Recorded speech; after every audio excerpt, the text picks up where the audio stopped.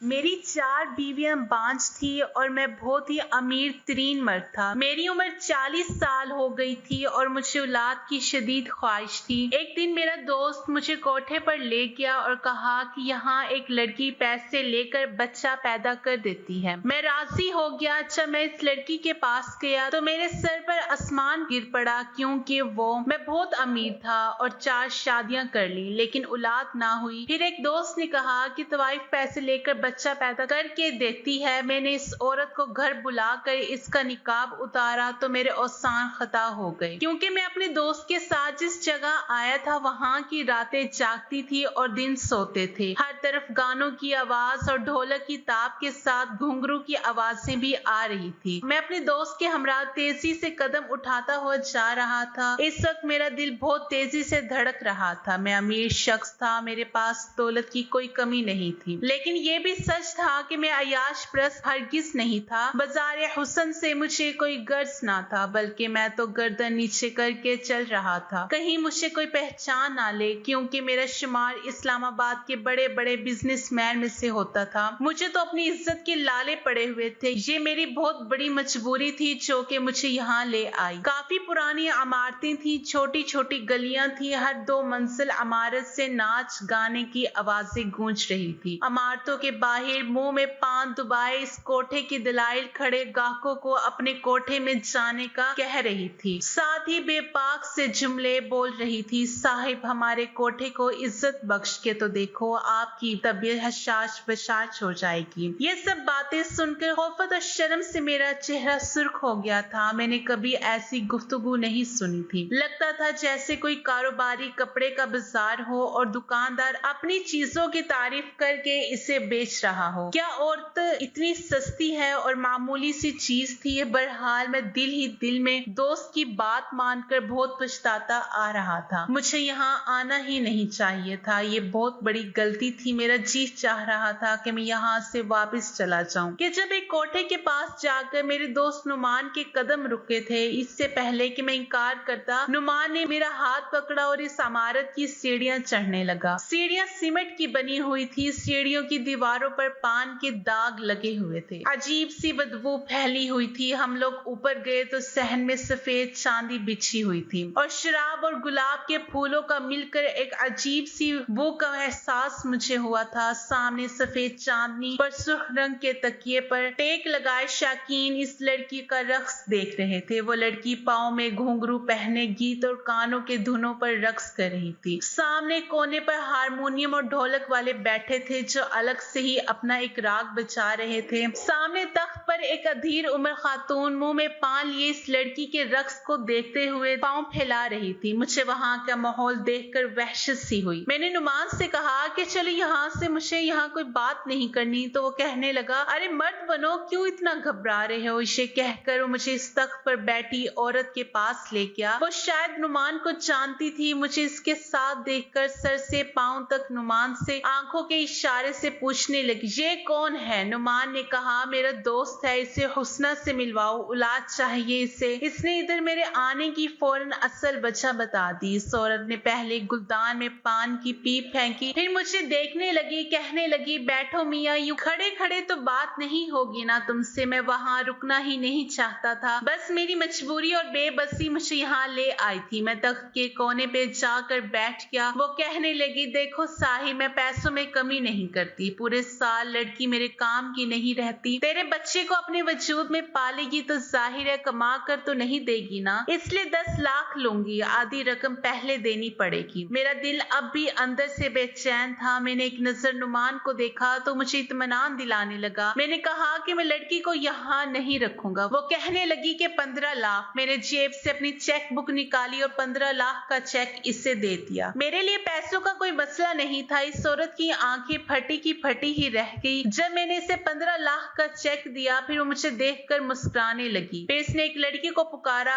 अरे ओ चंबेली, कहाँ मर गई। इसकी एक पुकार पर वो लड़की इसके पास आ गई। वो सांवली सी लड़की चेहरे के नकूश में कशिश थी। कहने लगे, हुस्ना का गाहक है, इसे कहो कि तैयारी पकड़ ले। इससे पहले कि वो चंबेली नामी लड़की हो हुक्म की तामीर करती। मैंने इससे कहा कि पहले मैं लड़की देखना चाहता हूँ। लड़की खूबसूरत होनी चाहिए, मुझे बच्चा खूबसूरत चाहिए। मेरी बात सुनकर वो औरत कहका लगाकर हंसने लगी। हाँ, जाकर देख लो, होश ना उड़ जाए तो कहना। जा चंबेली साहिब को हुस्ना का दीदार करवाओ। वो चंबेली मुझसे कहने लगी, आए साहब। मैं खड़ा हो गया और इस चंबेली नामी लड़की के साथ चलने लगा। वो लड़की मुझे कमरे के बाहर छोड़कर चली गई। पहली बार मेरा दिल बड़ी जोर जोर से धड़क रहा था। इस औलाद के असूल की ख्वाहिश ने मुझे कहां से ले जाकर खड़ा कर दिया था। ऐसी हालत तो मेरी कभी अपनी बीवियों के कमरे में जाते हुए नहीं हुई थी। शायद बात जायज या नाजायज की थी। मेरे लिए जायज है और ये लड़की अब तो मेरे बच्चे को अपनी कोख में जन्म देगी। लेकिन मेरी बेबसी थी कि मैं इस राह को चुनने पर मजबूर था। जब मैंने कमरे पर दस्तक दी तो इसने कहा कि कौन है, आ जाओ अंदर। मैंने दरवाजा खोला तो सामने एक लड़की आधे घूंघट निकाले सजी सवरी बैठी हुई थी। मैंने बड़ी मुश्किल से इसे बस एक नजर देखा, फिर कमरे का दरवाजा बंद कर दिया और इसके पास आकर बैठ गया। मैंने अब तक इसका चेहरा नहीं देखा था क्योंकि वो घूंघट निकाले बैठी हुई थी। मैं इसके सामने जाकर बैठ गया, लेकिन खुद में इतनी हिम्मत नहीं हो रही थी कि इसकी तरफ देखूं। शायद मेरा ज़मीर इस बात की इजाजत नहीं दे रहा था, और वो इसलिए कि मैंने आज तक कोई गुनाह नहीं किया था। जब मुझे यूं खामोश देखा तो वो लड़की कहने लगी, क्या बात है साहिब, पूरी रात क्या ऐसे ही बैठे रहोगे? इस लड़की की आवाज ने मुझे चौंका दिया। मैंने बड़ी मुश्किल से इसकी जानिब देखा जो मेरे लिए बिल्कुल ना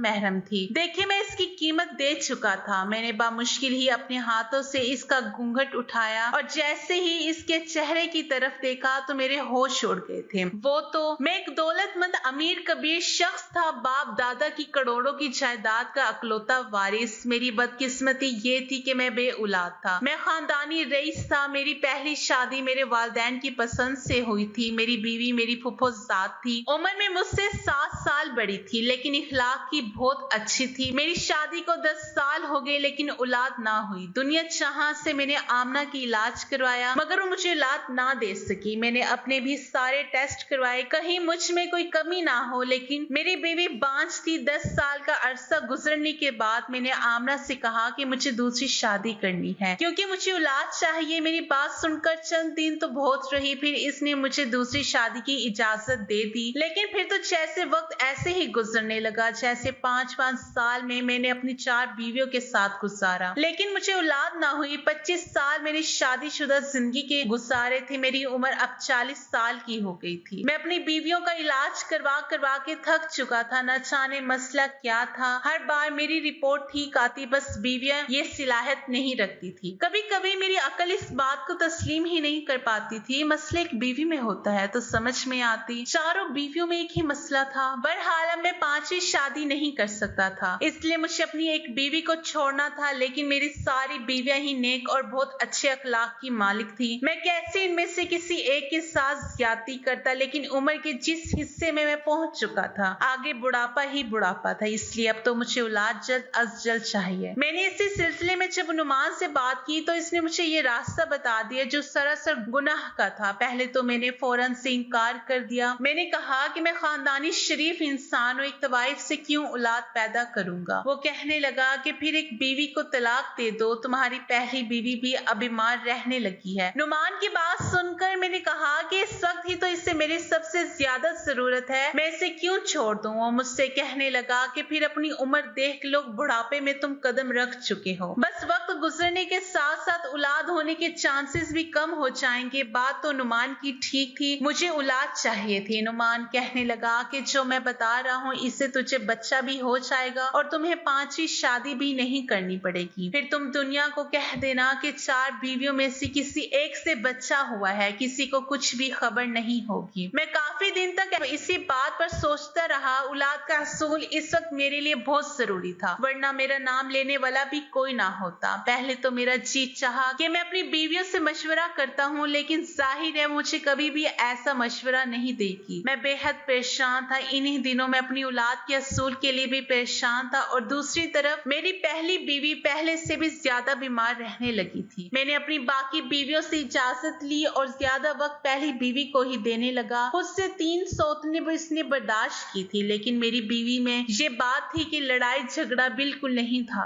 आपस में मिलजुल कर रहती थी। फिर मैंने शादी के मामले में अब तक कम उम्र लड़की का इंतखाब नहीं किया था। मेरी बाकी तीनों बीवियां भी अच्छी उम्र की थी, कोई यतीम, कोई तो बेसहारा। मैंने शादी ऐसी ही लड़कियों से की थी ताकि इन्हें सहारा भी मिल जाए और मुझे औलाद। लेकिन किस्मत का अजीब ही खेल था कि चारों ही बीवियों में मसला था, लेकिन मुझ में नहीं। मैं बेहद परेशान था। मैं किसी भी बीवी को छोड़ना नहीं चाहता था, लेकिन जो नुमान ने रास्ता बता दिया, इससे भी मेरा दिल नहीं मान रहा था। लेकिन बहुत सोच विचार के बाद मैंने आखिरकार इस फैसले पर पहुंच ही गया कि नुमान की बात मान लूं, इसमें कोई हर्ज नहीं। इसलिए इसके साथ कोठे पर आ गया। लेकिन जब मैंने इस लड़की को देखा तो मेरे होश उड़ गए थे। इसे देखते ही मैं कमरे से बाहर निकल गया, फिर इस कोठे पर नहीं रुका। नुमान ने मुझे पुकारा और पुकारता रह गया, पूछता रहा कि अली तुम्हें क्या हो गया है, लेकिन मैंने कोई जवाब नहीं दिया। तेज कदमों से इस बाज़ारे हुस्न से निकलकर अपनी गाड़ी में बैठ गया। मैंने नुमान के आने का इंतजार नहीं किया था। ड्राइवर से कहा कि घर चलो। पूरा रास्ता मैं बेचैनी से काटता गया। एक पल मुझे चैन नहीं आ रहा था। घर आकर मेरी बेचैनी बददस्तूर कायम थी। मैं आज किसी भी बीवी के कमरे में नहीं जा पाया था। ड्राइंग रूम में बैठा सिगरेट पीता रहा।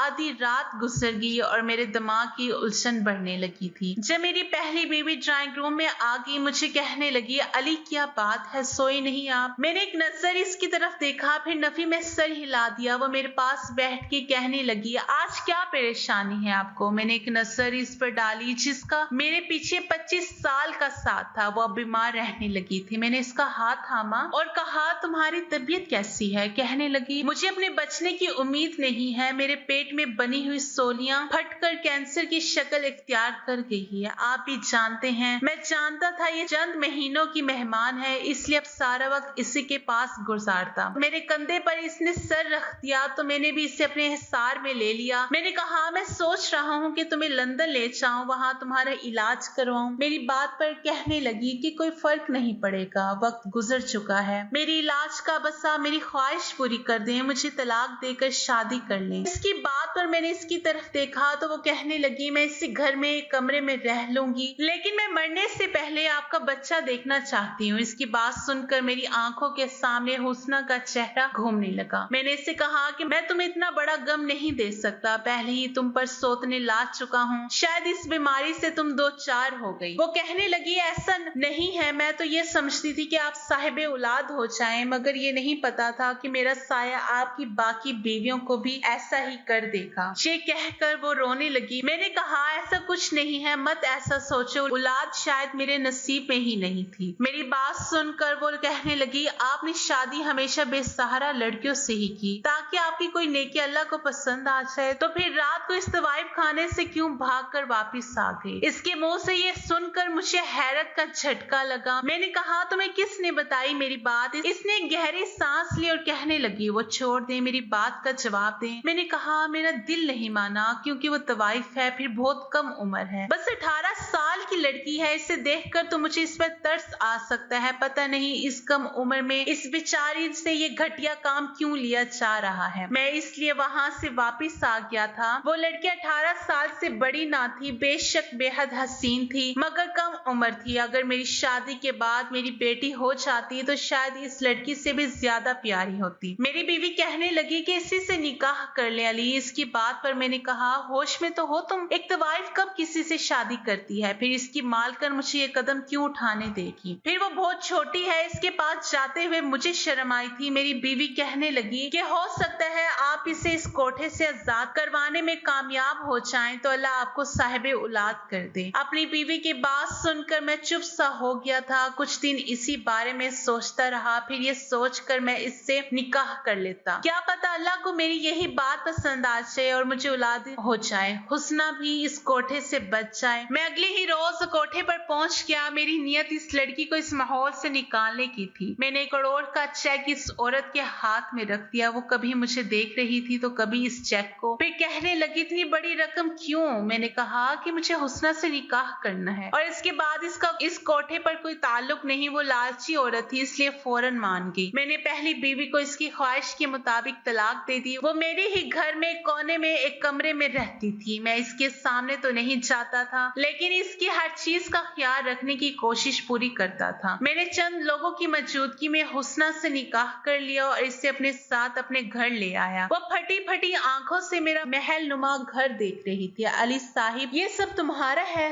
तुम तो बहुत अमीर हो, मेरे साथ साथ तो बहुत कुछ खरीद कर रखा है। मैं उम्र में इससे बहुत ज्यादा बड़ा था। इसका लहजा सुनकर मुझे बुरा सा लगा था, क्योंकि मैं इसका गाहक नहीं बल्कि शौहर था। मैंने अपनी तीनों बीवियों से हुस्ना का तारुफ करवाया, फिर इससे अपनी पहली बीवी से मिलवाया। आखिर में मैंने अपने तीसरे नंबर की बीवी से कहा कि वह इससे मेरे कमरे में छोड़ आए। वो कमरे में छोड़ आई। मैं ड्राइंग रूम में सिगरेट पी रहा था। न जाने क्यों कमरे में जाने की मेरी हिम्मत नहीं हो रही थी। मेरी पहली तीनों बीवियां बाकिरदार नेक सीरत की मालिक थी और ये लड़की इसकी जिंदगी में आने वाला मैं पहला मर्द ना था। हमदर्दी अपनी जगह, लेकिन एक बीवी के रूप में कबूल करना आसान काम नहीं था। लेकिन औलाद की खातिर मैं ये कड़वा घूंट भी पीने को तैयार था। मैंने सोचा शायद अल्लाह को मेरी ये नेकी पसंद आ जाए। मैं अपनी हिम्मतों को जमा करके कमरे में गया। इस वक्त तक हुस्ना सो चुकी थी। वो बहुत ही कम उम्र थी। बेशक मैंने 4 शादियां की, लेकिन इतनी छोटी और कम उम्र लड़कियां इनमें से कोई भी नहीं थी। मैंने फिर इसे भी सोने दिया और खुद भी सो गया। सुबह जब मेरी आंख खुली तो हुस्ना मुझे बड़ी हैरत से देख रही थी। मैंने रात से कुछ नहीं कहा था, शायद इसलिए मुझे यूं हैरत से देख रही थी। मैंने उठकर इससे कहा कि वो नाश्ता कर ले, रात में इसने कुछ ठीक से नहीं खाया। ये कह के मैं कमरे से बाहर निकल गया। कुछ देर बाद हुस्ना भी बाहर आ गई। मेरी बाकी बीवियों के साथ नाश्ता किया। मेरी आदत थी कि मैं बारी बारी सब बीवियों को अपने हाथ से एक एक निवाला जरूर खिलाता था। चारों बीवियों के साथ मैंने आज तक इंसाफ वाला मामला ही रखा था। चंद दिनों में मैंने हुस्ना से किसी किस्म का कोई रिश्ता कायम नहीं किया। हाँ, इससे अच्छे से बातचीत जरूर की थी। चंद दिन ही गुजरे थे कि मुझसे कहने लगी, साहिब मुझे ये बताएं कि आपने इतने पैसे देकर मुझे खरीदा क्या? मैं इसके मुंह से ये बात सुनकर हैरान हो गया था। मैंने कहा, ये बात क्यों की तुमने? मैंने तुम्हें खरीदा नहीं है बल्कि तुमसे निकाह किया है। मुझे इसकी ये बात बुरी लगी थी तो कहने लगी, मैं जानती हूँ निकाह से पहले 1 करोड़ की रकम आपने अदा की है। मुझे तो लगा था कि आप एक रात भी सब्र नहीं करेंगे, मुझसे अपने पैसे वसूल करने की कोशिश करेंगे, लेकिन आप तो। मैं इसकी बात सुनकर हैरान हो गया। इसकी बात पर मुझे शदीद गुस्सा आने लगा और वो मजीद ऐसे ही कुछ बोलती तो शायद मैं इसके मुंह पर थप्पड़ ही जोर से मार देता, लेकिन वो चुप हो गई थी। मैंने कहा, तुम मेरी बीवी हो, समझी, कोई बाजारू नहीं। ऐसी बात मुझसे मत करना। और ना चाहते हुए मेरा लहजा बुलंद हो गया। मुझे गुस्से में देखकर वो कहने लगी, हम सब ऐसे ही बातें करते हैं साहिब। मैंने तो होश संभालते ही मर्द के ऐसे ही रुख देखे, नोच खाने वाले, जुनूनी बर्बियत का निशाना बनाने वाले भूखे कुत्ते जैसे। मुझे हैरत होती है कि आप कैसे मर्द हो जिसने मेरी सबसे बड़ी कीमत अदा की हो, लेकिन पहली रात मुझे सुकून से सोने दिया। मुझे हैरत हुई, वरना मैं तो तेज बुखार में भी कोई मुझे बख्शता नहीं था। यही कहते थे कि तेरी कीमत इसलिए नहीं भरी कि तेरा बुखार का लिहाज करें। ये कहते हुए टिप टिप आंसू इसकी आंखों से गिर गए थे। फिर इसने अपनी बाजू दिखाई। बाजू बुरी तरह सिगरेट के निशानों से जली हुई थी। ऐसी बेबसी देखकर मैंने जोर से आंखें बंद कर ली। कहने लगी, ये देखें तो आप मेरे साथ ये सब करते हैं। मैंने तो आज तक मर्द को ऐसे देखा है, लेकिन तुम न जाने कैसे हो, सब में से अलग ही हो। मुझे खरीद कर भी तुमने मुझे इस्तेमाल नहीं किया। मैंने कहा कि तुम मेरी बीवी हो और अल्लाह ने बीवी के साथ नरमी का मामला करने का हुक्म दिया, और तुम तो हो भी कम उम्र, नाजुक सी। मैं समझ नहीं पा रहा था कि मैं तुम्हारे पास आऊं। बहरहाल एक रात में हुस्ना की संगत ने मुझे तड़पा के रख दिया। इसके वजूद पर लगे घाव देखकर मेरा दिल छुरी से कटने लगा था। 18 साल की लड़की के साथ जो जुल्म किए गए थे बिल्कुल गैर आसानी थे। बहरहाल वक्त के साथ साथ हुस्ना के जख्म भी भरने लगे और मुंह से कहती है, आपने मुझे बदकार को निकाह के रिश्ते से मुतब्बिर बना दिया। वो मेरे अखलाक और मोहब्बत से बहुत मुतासिर थी। आहिस्ता आहिस्ता इसकी जुबान भी ठीक होगी। वो मुंह से अदब से बात करने लगी। मेरी शादी के चंद महीने बाद ही मुझे वो खुशखबरी मिल गई जिसकी मैंने बहुत दुआएं की थी। हुस्ना उम्मीद से थी और मुझे तो अपने कानों पे यकीन नहीं आ रहा था। मैं अपने रब के हजूर सजदे में रो रो कर शुक्र अदा करने लगा। 9 महीने तक मैंने हुस्ना का बहुत ख्याल रखा, बल्कि इसे बिस्तर से पांव तक नीचे नहीं उतरने दिया। लेकिन जब डिलीवरी का वक्त करीब आया तो मैं लेबर रूम के बाहर बहुत ही बेचैनी से चक्कर काट रहा था जब लेडी डॉक्टर आई और बेहद परेशान थी। मुझसे कहने लगी कि आपकी बीवी की हालत ठीक नहीं है, या तो हम माँ को बचा सकते हैं या फिर बच्चे को। ये सुनकर तो मेरे होश ही उड़ गए थे। मुझे इतने अरसे बाद औलाद की खुशी मिल रही थी, लेकिन मेरे सामने एक आजमाइश खड़ी थी। इस वक्त मेरी हालत क्या थी और क्या हो सकती थी, ये वही शख्स जान सकता था जिस पर यह सब बीता हुआ था। मैंने अपनी आंखें बंद कर ली। मैंने कहा,